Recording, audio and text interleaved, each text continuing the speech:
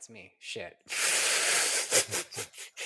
Hi, everyone. This is Aaron Fink from Grapple City Rewind. If you like what you hear on this episode, give us a follow, leave us a review, cut a promo on us. Anything goes. It'll go a long way in helping us to be discovered by more wrestling fans like you. All right, cue that music.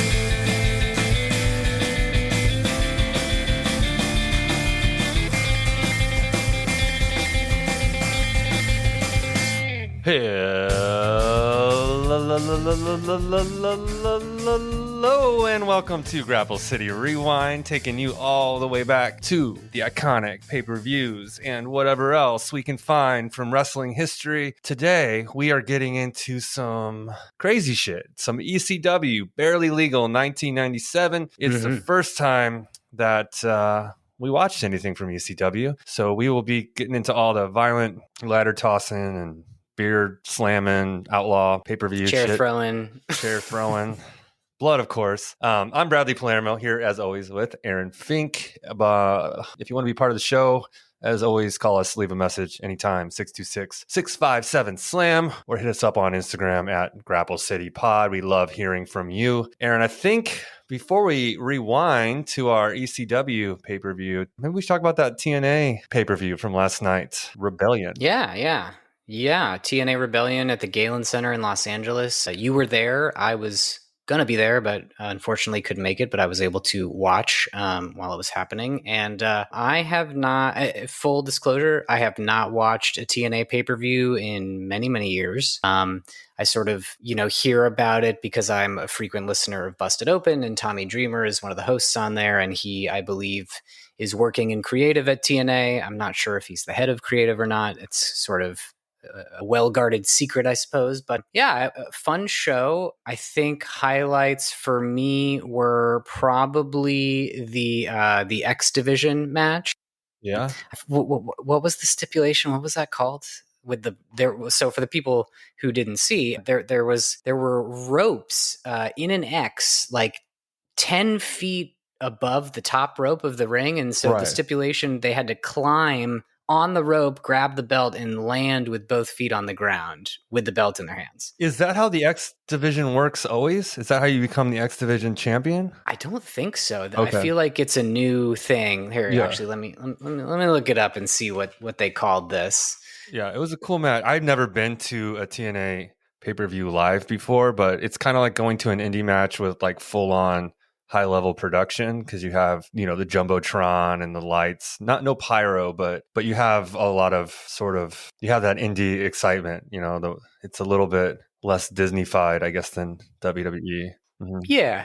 I mean, it did feel like an independent show, but it did also feel like it wasn't, the bottom tier, right? They have production value, they have stories that they're telling, and so it was an Ultimate X match. That's what they called it. And it was, wow, how many people? Moose, Casey Navarro, Leon Slater, Matt Cardona, El Hijo del Vikingo, and Sidney Akeem. That was the first match to start off the pay-per-view, and it was really fun. Lots of high spots. I'm sure you were having a great time in the audience for that one. Seemed like the crowd was really excited for it. Yeah, I think it was Vikingo that hopped off. Was it off the very, very top of that thing, right? Or was that somebody else? That was Leon Slater who did. Right. He did what did he do? Like a 450 swanton, or maybe it turned into a slam, but yeah, that was crazy. So he was on top of, he had to be 20 feet in the air. Like, it kind of harkened back to like some Mick Foley shit. I know he landed on people that caught him, but it was...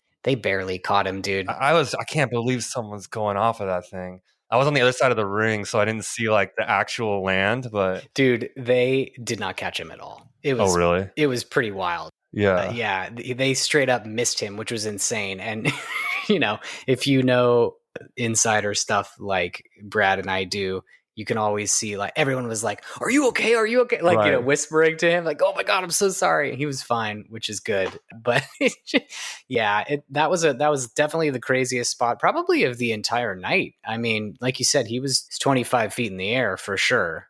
And then he nearly won, but while he's hanging up there, I think Moose speared his ass. And yeah, right as he was coming down. Somehow there was a cheat there. Well, he came down. he kind of landed already is what happened. And he'd already So gotten the belt off out of the sky. yeah, so And Moose sort of grabbed it out of his hand on the ground. Yeah. kind of, sort of, yeah. There were a couple finishes in the whole entire show that I bet weren't as smooth as the people backstage wanted them to be. This was one of them. As you mentioned, Leon Slater was dangling off of these ropes suspended above the ring. He's got the belt. He's about to land.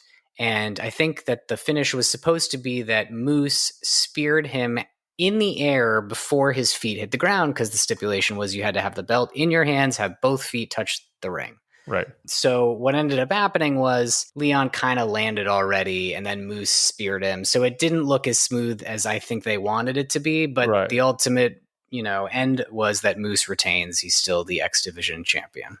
Yes. And I think, two things about this whole evening together. Joe Hendry, who was in a triple threat with Frankie Kazarian and Ethan Page, I've never seen a man this over and this charismatic. You instantly feel like he's your friend when he comes out. He doesn't take himself seriously, but like you take him seriously. There's just something about this guy that's so magnetic, and the way the crowd reacts. I mean, I've been to a lot of wrestling matches from the bottom to the top as far as like draw and venue types go, and there's just something going on with this guy. It's just like blows my mind, and I fall into it too. You're like, does anyone not like Joe Hendry? And the match is fine, but you're just like on his side, like 100% with his little smile and whatever that is, that like almost undefinable thing that is charisma. Like he has it so much. Yeah. So it was really cool to see him come out and the crowd go nuts. He is over. Yeah. He was over last year and he's over this year. And I'm sure this is the beginning of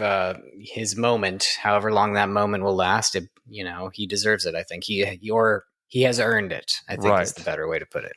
And the other thing last night that was just a riot to me was Masha Slamovich versus Tessa Blanchard, who Tessa... I knew you were going to do this. Obviously has accusations of being a racist. Dude, don't bring your racists to Los Angeles. Like, we're going to fucking bury them. We fucking buried Hulk Hogan.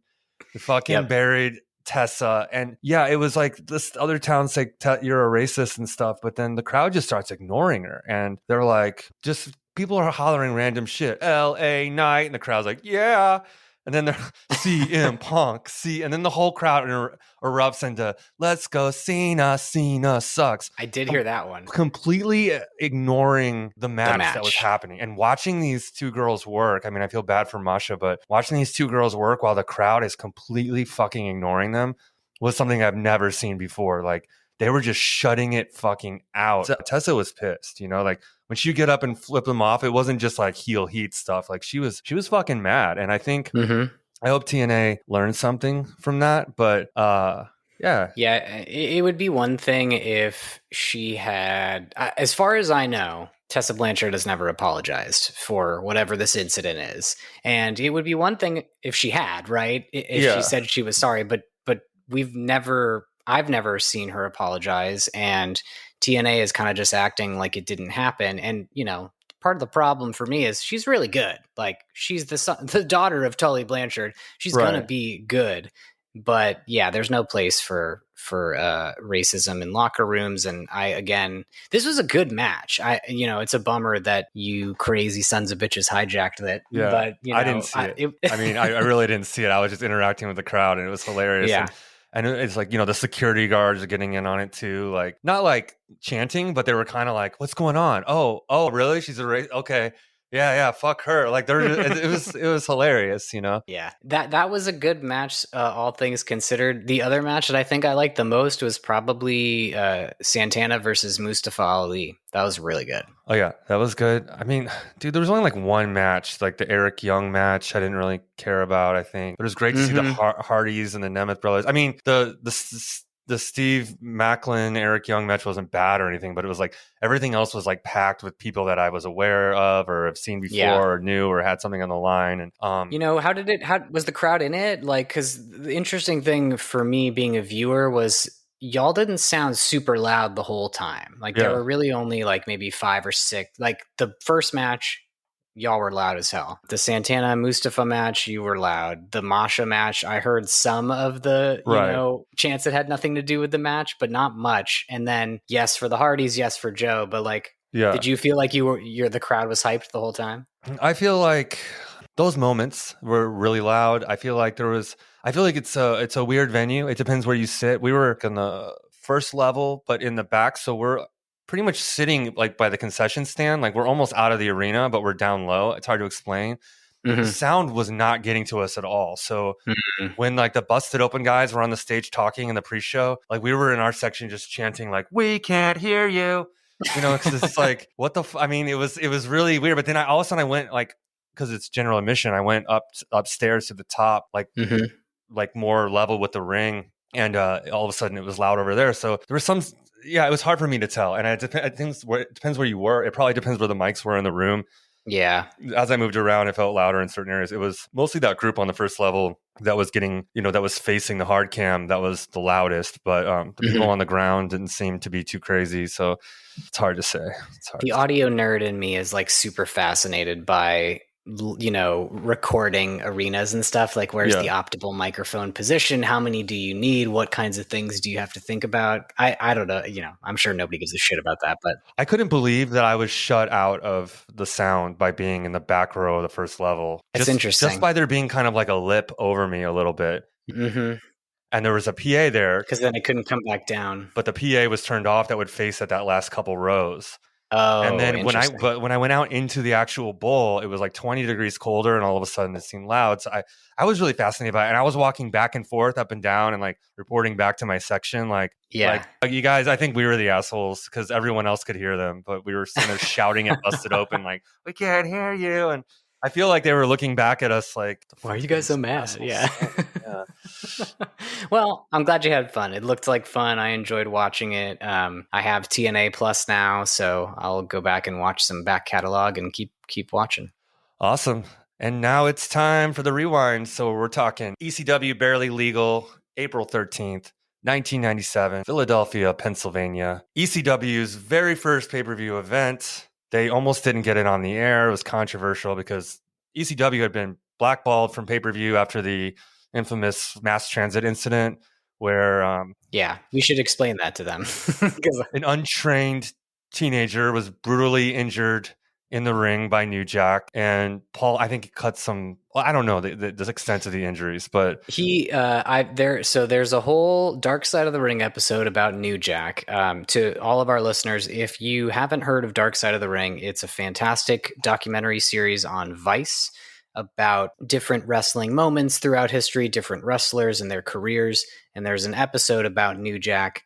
This mass transit incident gets discussed in length, in detail. And so basically, New Jack is a professional wrestler. He's known for being very violent. And there were, I think, whatever this wrestling show was, somebody was supposed to be there for a tag match, and then they didn't end up showing up. And so this match kind of came together out of nowhere. This guy, Mass Transit, who real name was Eric Koulis, they found out that after the fact that he was 17 years old, so he's a minor, wasn't supposed to be working. Right. And he had a match with New Jack, and New Jack had a little bit of an attitude about something that happened, and he cut this kid's arteries, right? Yeah, I think it was still on his forehead, but he nicked something bad, and this kid was in big trouble, and they had to take him to the hospital, and he survived, but it was like a big deal, and everybody in the industry heard about it. And so, like you said, when Paul Heyman was trying to get pay-per-view companies to air Barely Legal, this was around the same time that this incident had occurred. And I think it was actually Wade Keller, who is still a wrestling journalist to this day. And he was the one that he brought up the mass transit incident in some sort of interview or talking about Barely Legal. And so then it became very difficult for them to try and get pay-per-view companies to carry and ultimately they did, but it was in 1997, not in late 1996, and they were trying to get it up. Yeah, and Paul Heyman had to convince, because it was canceled, and then he got it back on, but he had to promise, I think it was no blood, which he kind of He waited did not. till the end, or I didn't really follow that one. And then he had to start it at 9 instead of 7. So this was kind of like a late night thing. I try to put myself in that position of like having never seen sort of like hardcore wrestling, maybe, and you get the pay-per-view at 9 p.m. on a Sunday night, which is kind of a weird time spot. And then you're seeing like this, because I've seen a lot of stuff like what we're about to talk about, but I think a lot of people who saw this hadn't seen stuff like this before. So yeah, that was what made it so interesting and so, against the grain at the time. I mean, for our listeners who don't know, ECW Extreme Championship Wrestling is the brainchild of who you now know as Paul Heyman, the wise man in WWE. But this was meant to be an alternative to WCW and the WWF, who at the time that ECW started were very cartoony and very much focused on the younger audience. And ECW decided to be extreme, as it says in the name. They had blood, they had other types of violence, they had more sex and nudity and adult-themed topics, and created a groundswell of fans in Philadelphia who loved this promotion and came to the same arena every week to see them. And so for the diehard ECW fans, of which I was not one because I was a little kid, this event was a huge deal. And, you can tell right as the pay-per-view begins, they get right into it. And the crowd is so excited. Joey Styles, the commentator for ECW, and I guess a partial interviewer and announcer, is in the ring. And, just as he's about to like tell you how the pay-per-view is going to go, what the matches are, we get right into it. And out come the Dudley Boys, Bubba Ray and Devon. I thought it was pretty funny in juxtaposition of what we watch in the first 3 minutes of this pay-per-view. We get a "fuck you, Devon" chant.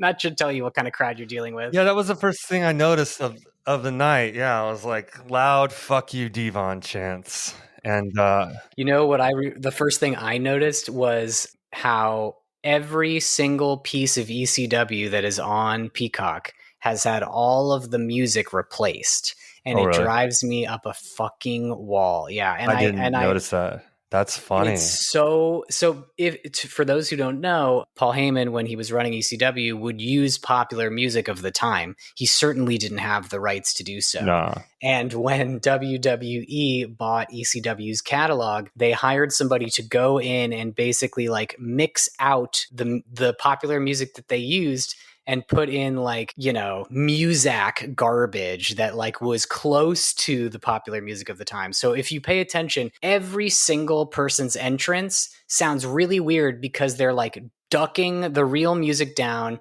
ducking the audience down, filtering in this terrible Muzak stuff, and then you hear the commentator over it and you're like, this sounds a lot different than what I was just like listening to. When you used to watch when like Dawson's Creek went to Netflix, they got rid of the song, and it was just like some woman just kind of like carrying on about like good time Sundays, like just random things, like somebody's sister was like, I'll sing something on the beginning. Even the ECW, so ECW One Night Stand 2005, this is, almost 10 years after what we're watching and discussing, but after ECW had been purchased by WWE, they had a standalone pay-per-view to celebrate what ECW was. And in that pay-per-view, I'm pretty sure Vince was like to Paul Heyman, don't use any of that music that you used before. And Paul was like, yeah, okay. And then he used all of it anyway. If you go to Peacock and you watch ECW One Night Stand 2005, you will not hear the original music. That pay-per-view with the original music exists on the internet, so you can see it. And in particular, the Sandman, who makes an appearance in this pay-per-view that we're watching, always came out to Enter Sandman by Metallica. And it's kind of just ruins the Sandman's entrance when you can't hear the Metallica song, including in this pay-per-view. So if you ever want to watch ECW One Night Stand 2005, go Google it. I tried to find this without the music cut out, but I could not find it. So Devon insults the crowd. He calls them some inbreds. It's fitting for this particular crowd. It's like a real promo. I think what's interesting about this is like we're getting promos and like like storyline progression throughout this pay-per-view, which didn't really happen in a lot of what we've watched so far. You know, like Yeah.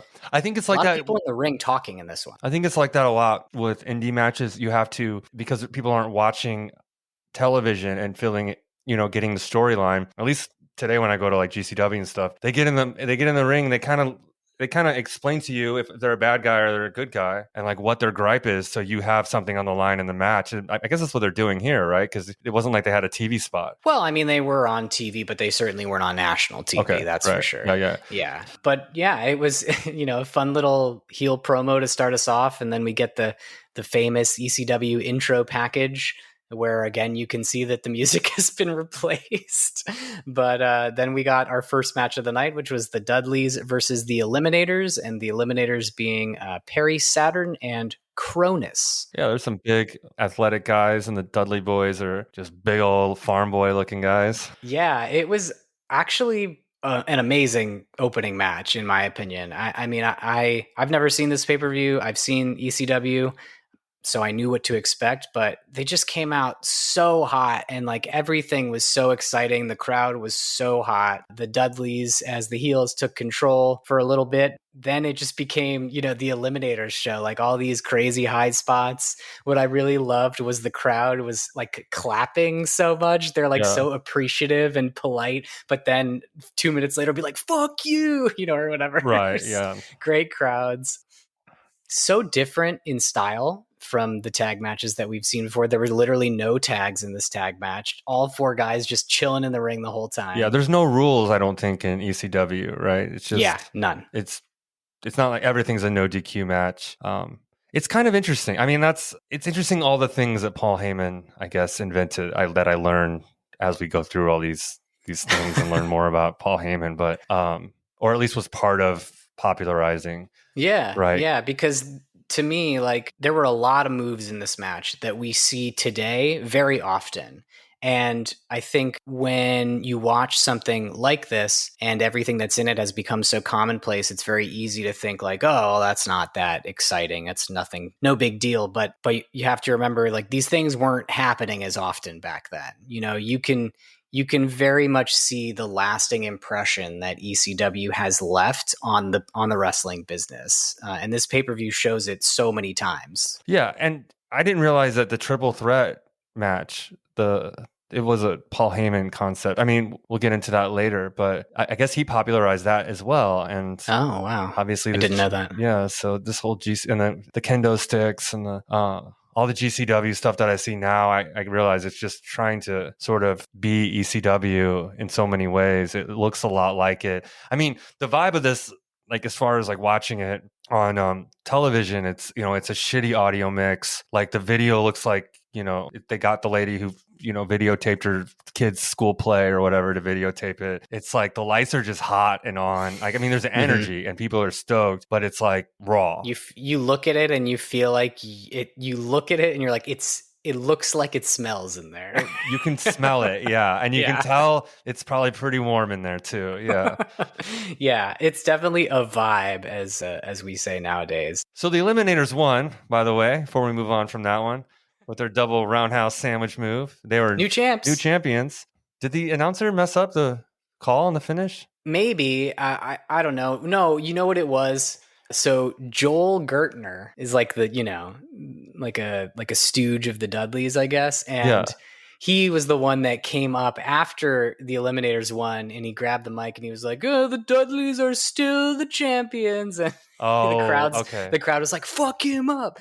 And I wrote down Joel Gertner is going to get kicked in the face. And I was right. Good Lord. He got smacked in the face. So yeah, that was the end of that first match. Is like we got new champs, but the heels were like, no, you didn't win. We're still the champs. And then kicked in the face. And then we get a Chris Candido promo in the ring, right? His match versus Lance Storm was canceled due to an injury. I don't know. I'm having a hard time hearing everything. He sounds like he's rambling about WrestleMania for some reason. I'm not really Candido, sure. He was talking about, I think he must have been in the WWF for some short period of time and then came back, because that's what it sounded like to me. And he had torn his bicep. He really wanted to be a part of this, but he couldn't be. So then we got Lance Storm versus RVD.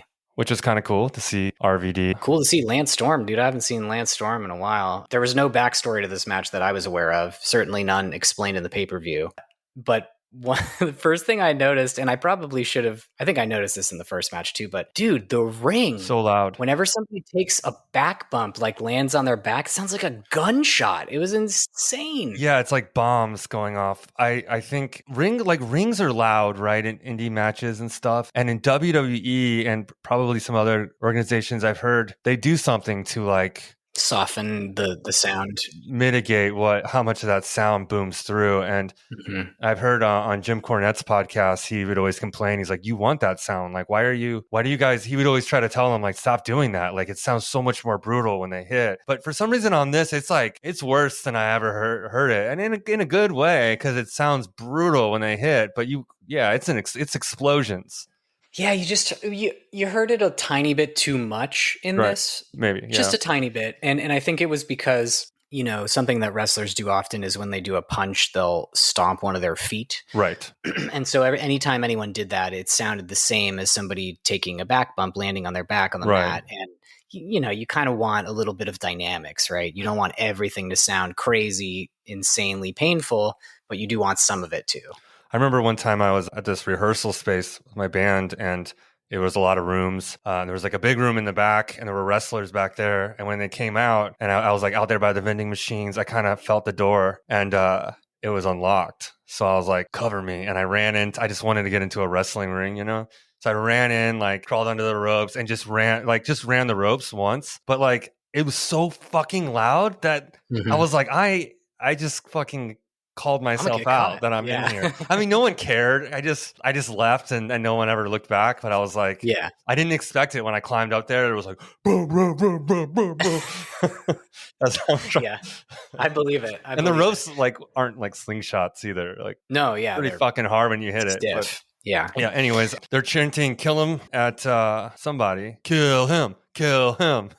Probably RV chanting it at RVD, because they were also chanting like "sell out" or "you sold out" or something. So maybe I think this might have been at a point where RVD, Rob Van Dam, was already on his way to the WWF, perhaps. Yeah. And I've heard that at WWE shows back then, Vince would pay ECW to send ECW wrestlers to interfere with like the house shows and shit. So like they were like in cahoots. Like in this episode, they talk a lot of shit on WWF, but like I think that they were already kind of working with each other. Yeah, I watched. I don't know if you ever watched it. There was an ECW documentary that came out very shortly after it was purchased by the WWF, like 01-2, and it was like a 3.5 hour doc. And they talk a lot about how Vince was helping them early, like for a while. Even despite the jabs that ECW would send towards the WWF and to WCW,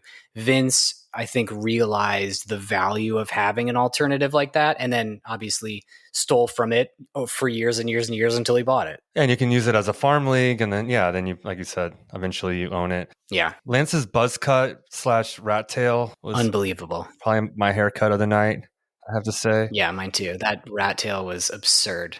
Yes.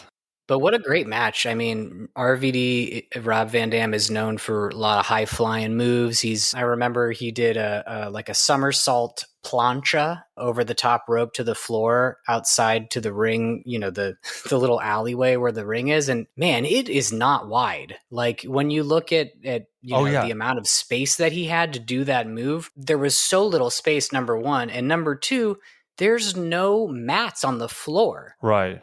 Outside the ring. So anything that they do outside the ring, they're just landing on concrete. No pretty blue little mats like over there in Disneyland, I believe the commentator said. Yeah. That is exactly what he said. Did you notice that the guy in the front row, we're looking at his back the entire time? He's wearing like a red shirt with white lettering that just says "Who gives a fuck?" I did not notice that. he's got like a crew cut, like a cop's haircut, like a blonde. He looks like this blonde cop in the front from the back. just who gives a fuck on the back of his shirt. I was like, that is so trashy. I love it.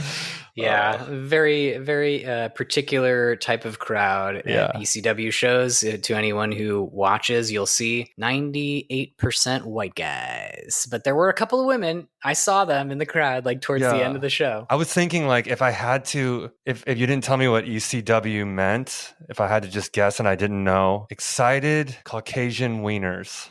What that was gonna be my guess. That's just what came to my mind. But let's see. Let's get back to the match. Yeah. So RVD dominates. He wins big with the aerial offense, and then we go to a match that I didn't really care personally for, 6-man tag. Mikanoshu Pro Wrestling. I don't know what's going on. It was the great Sasuke, Gran Hamada, and Masato Yakushiji against Taka Michinoku, Terry Boy, and Dick Togo. This was a 17-minute 6-man tag match. It was it drug on. It was athletic. They were slippery. Yeah, it was a little long. I mean, it was not as violent as what we had seen so far, but it was equally crazy because of how much athleticism was on display. You know, like I understand maybe it didn't grab me in the same way as the other ones did, the other matches did, because the only person I recognized in this match was Taka Michinoku, but still. Well, we saw him fight the other dude from the other side once, right? The great Sasuke or whatever. Yeah, in I think it was him against the Great Sasuke in WWF, which was a cool match. But it was the Canadian Stampede, I think, the first thing we watched. Yeah, but this one, I mean, I was like, oh, I recognize those two guys, but with the 6 men, and they said they were doing like a luchador meets Japanese style thing. Mm-hmm. I don't know if it was really well placed in here, especially not for a half hour or whatever it was. You know, the thing that I really didn't like was the next match. So, we can just go right to that because I don't. Yeah, we could skip over the 6-man. I mean, I will say there was a moonsault over the barricade that was pretty crazy in that match. That was the one thing that I wrote down. But yeah, the next match, Pitbull number 2 versus Shane Douglas for the TV title. I didn't like this one very much at all. Started off with Shane Douglas cutting a promo. He's back. I assume he was in WCW or WWF. I guess the story was that Pitbull number 2 is part of a tag team with Pitbull number 1. And I guess Shane Douglas broke Pitbull number 1's neck. And yeah, so this was sort of a grudge match. It was for the ECW television title. Crowd seemed kind of dead. They were really, really quiet for the majority of this match. Also, it was the longest match on the card. It was 20 minutes. They were shouting, Shane's got herpes. This is like a pretty toxic crowd. They were chanting, she's got herpes. Oh, she's got herpes. Yeah, they were chanting that. They were chanting like, she's a whore. Yeah. Francine. We want blood. She's like at this point, she's like I don't know who this was, but she's like a pretty young lady. And she's stuck in there with these fucking like super toxic dudes, like screaming like about how she's a whore and she's got herpes and like this was what the dynamic was in ECW in the 90s. They played that up. You know, they had women who were heels, they were bad guys, and they wanted the crowd to think that they were sluts and whatever. That was the way they marketed them. It's like I like this for its place in wrestling history, and I think there's some interesting stuff there, but like I'm really glad that wrestling isn't like rape culture anymore, because this shit like sucks. Like I wouldn't want to actually probably be in there, especially as I wouldn't want to be a woman working there, you know, like that shit was like super hostile. But it'd be rough for sure. Yeah, I think we can all agree that the women being equal with the men is how it should always be. Right.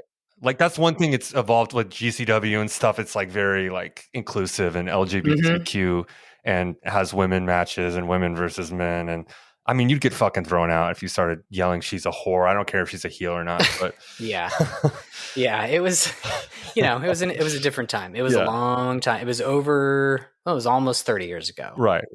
So yeah, this match was very long. Some of the highlights, things that I laughed about, Joey Styles, the commentator, was taking pot shots at WCW and Sting. I think he said something about how he was making fun of the fact that Sting was coming down from the rafters on the wire or whatever. Oh yeah. And then the finish was really weird. It ended with a belly-to-belly suplex and then a cover. Like, what was that about? I don't know. I don't know, man. Bulldozer Brian Lee came out in a luchador mask and ravishing Rick Rude's robe. I guess there had been some story where he was terrorizing Shane Douglas, and then Shane Douglas attacks who he thinks is ravishing Rick Rude. Turns out it's not, and he's in disguise as a security guard or something, and then they attack him, and that got the biggest reaction of the entire match. Like, the match was nothing, and then Rick Rude came out and was like, yeah! Weird to see Rick Rude wearing clothes. He's wearing a t-shirt. Yeah, it was very weird. He's still air humping and stuff, but he's wearing a t-shirt.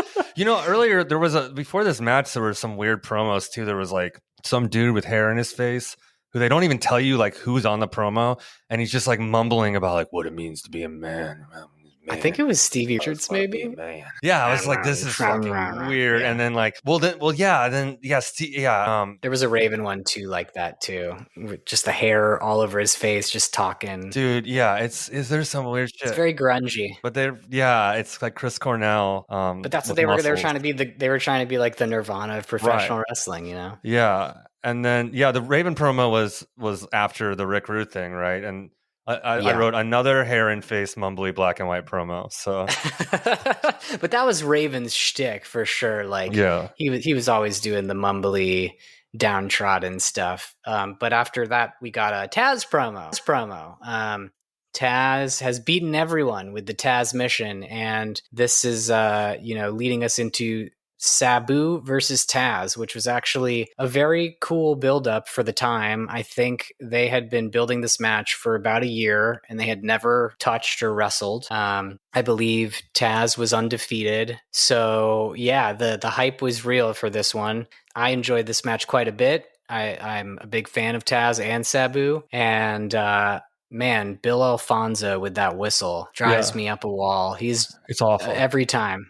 Drives me crazy. It's like if you ever watch early 2000s WCW, they had this woman who would sit on the side of the ring. It was like the death of WCW, like the end, like or late 90s, early 2000s, and she would just squeal at like the top of her lungs constantly. It just reminded me of that. I don't remember who it was that did that. I know she was the same. She killed herself on Instagram too, like, recently. But do you know who that was? Mm-mm. Anyways, it reminded me of someone that let me look it up now. Yeah, you look it up. I'll continue talking about Sabu and Taz. That whistle guy though was so fucking annoying for sure. Yeah, Bill Alfonso. He's not really sure what the reason was why we needed a Bill Alfonso back then, but who might have? I don't feel like he was all there.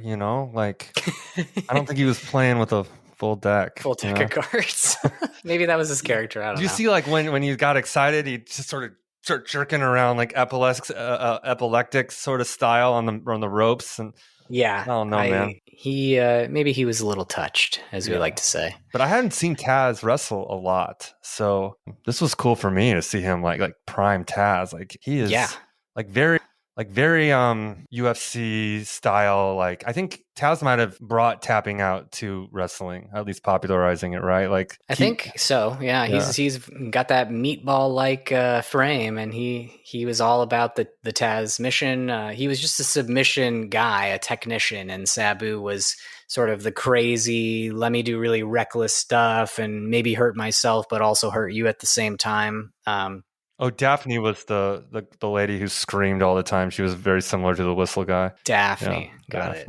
Anyways. So yeah, like I was saying, Sabu, really a lot of like high-flying, big, crazy moves, whereas Taz was, very ground and pound, very submission, very MMA, like you were saying. And Taz starts to focus on the head and neck area of Sabu to set him up for his submission. Yeah, Taz gets him in the Taz mission, and Sabu taps out, I believe. And they had this really nice moment at the end where Taz was showing Sabu respect. They shake hands, and out comes RVD to attack Taz. And I guess Sabu was like, maybe I don't respect Taz because I'm RVD's tag partner. And then they both start attacking him. And then Bill Alfonso turns on Taz. Yeah, Whistleboy turns, and he has a homicidal, genocidal, suicidal t-shirt on, so he was planning to the entire time.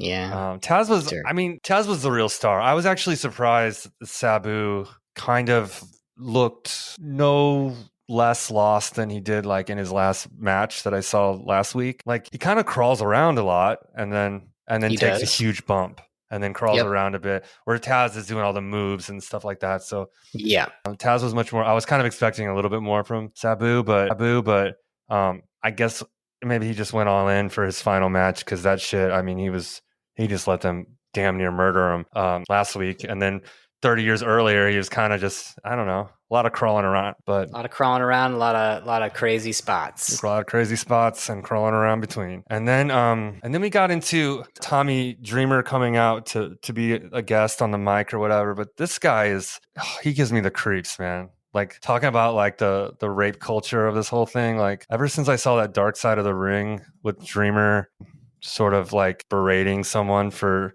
saying that they were sexually assaulted, I was like just so creeped out by him. And he comes out like a frat boy, but like, wait, when did this? What Dark Side episode was this?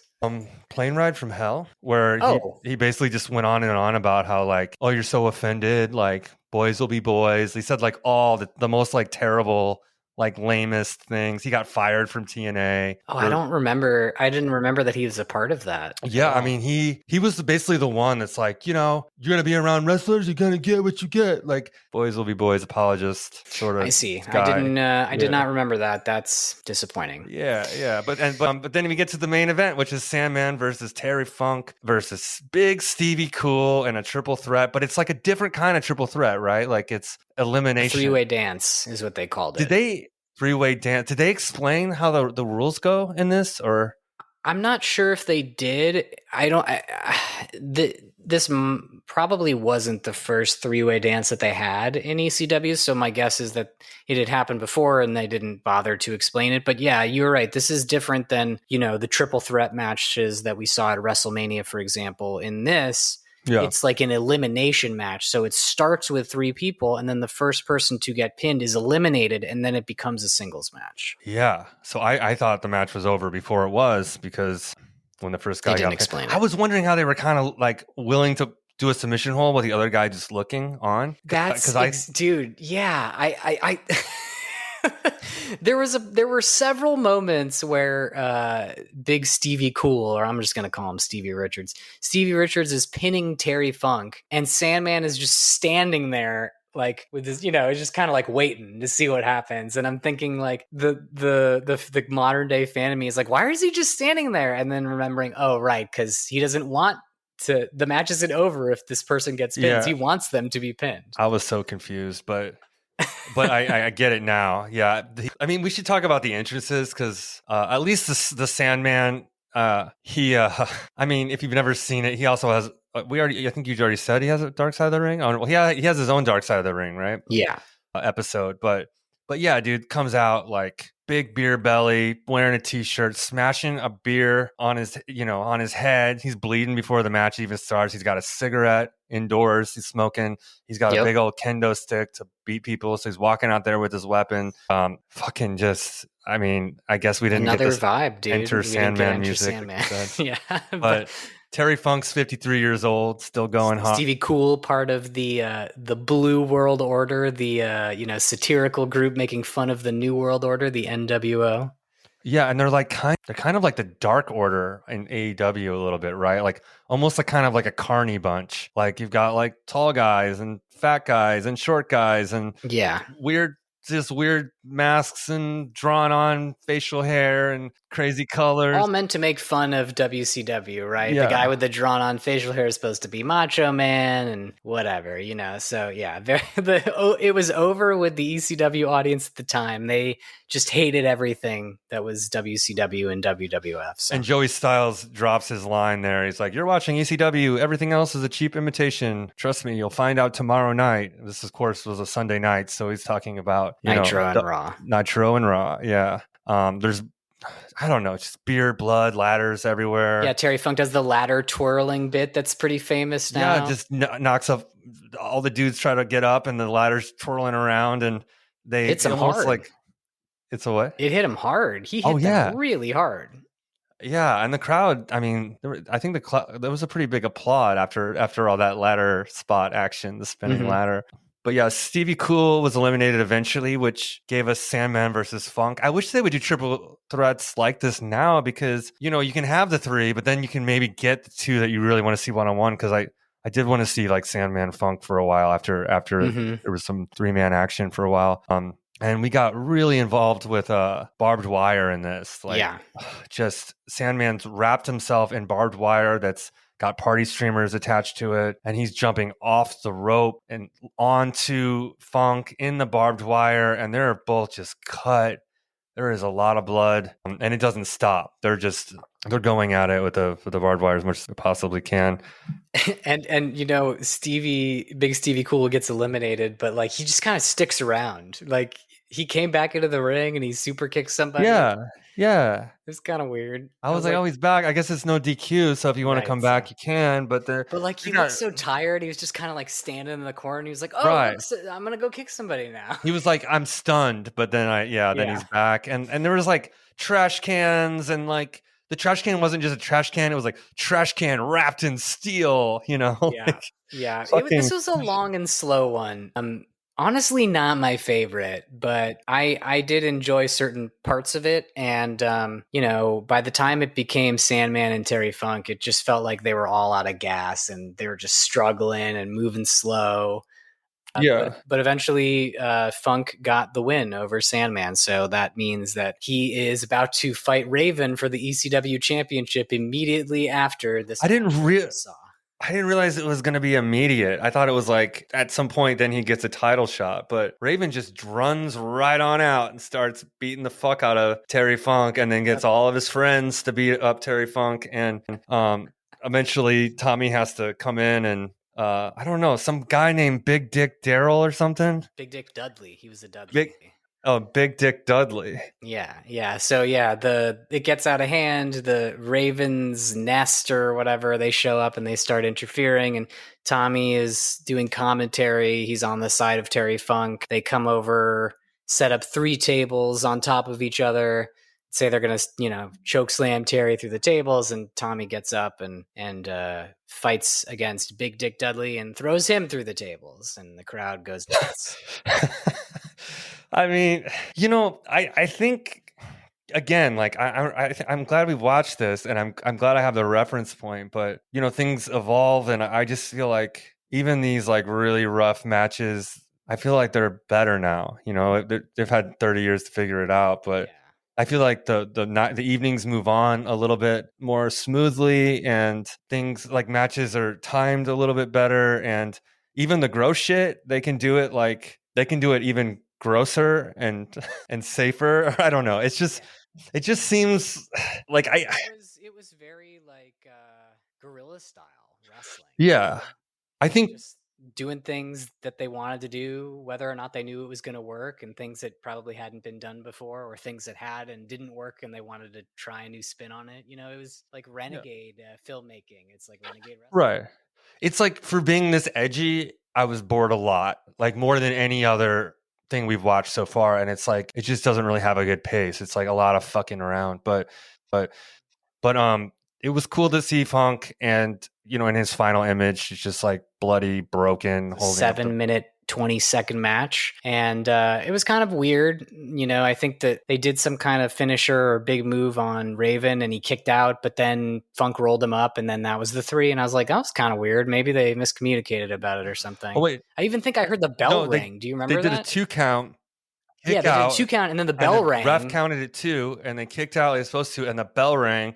And they kind of scattered and were like, it was almost like they were like, fuck it, just do it now because we rang the bell. Just do a roll up. So they rolled them up and hit 3, and then they didn't ring the bell again because it was already rang. It was, I think there was some sort of error there at the end. Funk took a chair to the head, and he was bleeding profusely. My God, it was like pouring out of him at the end of this match. An absurd amount of blood for sure.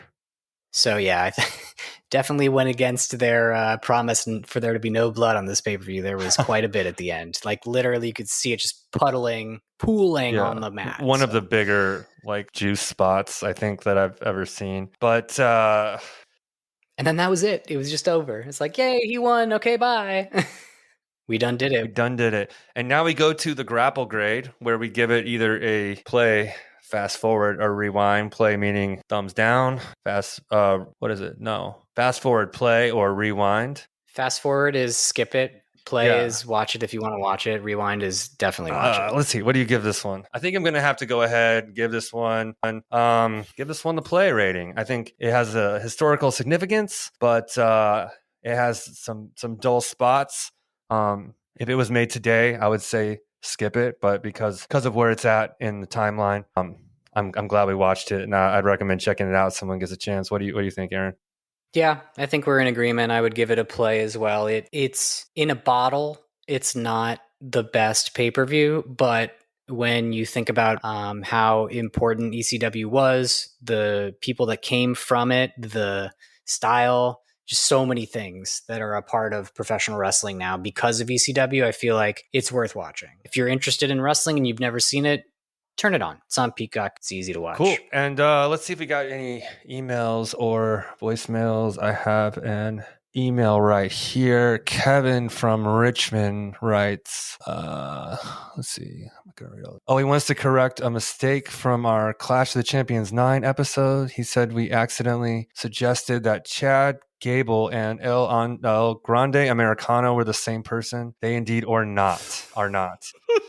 Okay, well, thanks for setting us straight, Kevin in Richmond. Kevin, I'll take your word for it, but I have my suspicions. If you guys out there want to send us an email, it's grapplecitypod@gmail.com. You can always call and cut a promo on us or leave us a voicemail. We'll play it on the air, 626-657-SLAM. Pick up the phone. And follow us on Instagram. You can message us there too at grapplecitypod. For the next episode, we're going to have Aaron make the call on that one. What do you want to watch for your next rewind pick? Well, I think that since we are heading into the month of May, and I'm also realizing how old I am and that 1999 was 26 years ago. So because of all this, we're going to watch No Mercy, the first WWF No Mercy from 1999. It was in the UK, and at the time, it was only broadcast in the UK. So this will be an interesting one. We've got all the people that you know and love from the Attitude Era. We got Undertaker, Stone Cold, Triple H, Kane, Mankind. It's going to be fun. I've not seen that one, so I'm looking forward to it, and I hope some people watch it before the episode so we can all think about what we just witnessed together. Thanks for listening to this episode of Grapple City Rewind. You can find us across all podcast platforms. And if you're an Amazon Echo device user, you can just say, Alexa, play Grapple City Rewind podcast. Don't forget to use the word podcast at the end. She won't know what you're talking about. Why is she so dumb? All right, guys. We'll catch you next time. Peace out.